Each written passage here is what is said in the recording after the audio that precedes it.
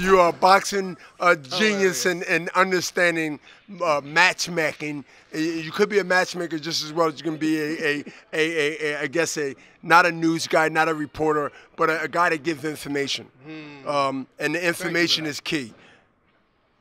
I want to see Spence, and I want to see Crawford. I'm a fan first before a promoter, or a commentator, or an opinionator.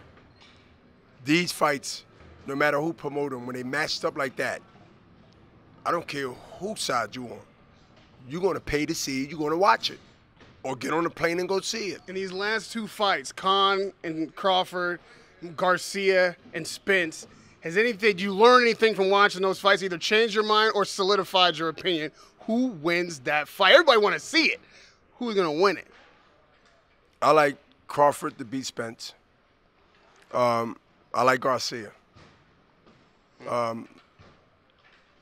Because of the experience and where their health and their freshness in the fights they fought leading up to this fight.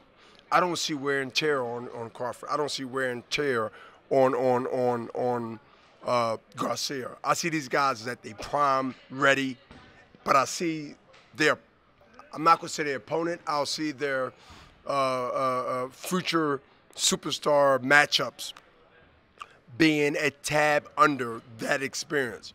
I think when it comes to matchups like this, where both guys is bringing physical equal or one has the experience even more, I think it matches up and give the veteran, not even a veteran, not you gonna call Crawford a veteran, not that you call it, but I can't even call him that. The more experienced guy, it's still with youth, still within his 20s, still got more experience than his young up-and-coming future superstar. The ingredients is there. Spence's one, maybe two fights. The one is if you get past Crawford, and then another to be named as like Mayweather in that position of the best fighter in the world, the superstar of the world, behind Canelo, long as Canelo continue to win. Then you got Garcia. Then you got other movings and shakers down that's on the top 5. I don't even go top 10. Well, just to be clear, how Crawford edges Spence is experience? No, it's experience for Crawford. Yeah. That's how he went. I mean, that's the difference between Spence and Crawford? The experience and their style. I mean, I think Crawford is more seasoned than Spence. I mean, we weren't talking about Spence 3 years ago, 4 years ago. He was around, right? Undercards here, undercards there, right? Remember Rahim had it on them undercards. Remember that? Right? He's a little guy in the corner, sitting there, I remember. Right? We Golden Boys promoting him. So I know when Spence really came on the scene, not from the amateur respect of it, but just knowing, oh, he's 3-0, 4-0, 5-0, oh, this guy gonna be sharp, brother Nazim. Right?